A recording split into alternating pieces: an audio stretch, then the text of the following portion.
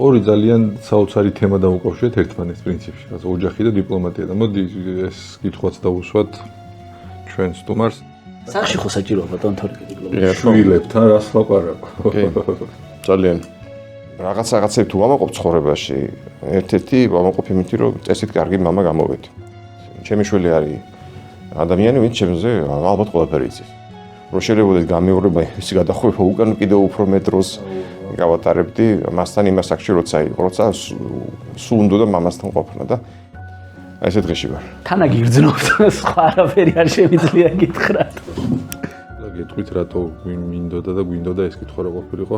რამდენჯერმე ახსენეთ 90-იანები და ასე თუ ისე მაშინ გამოვიბრძმედეთ ჩვენი თაობა. აი კაი შეითხოვა.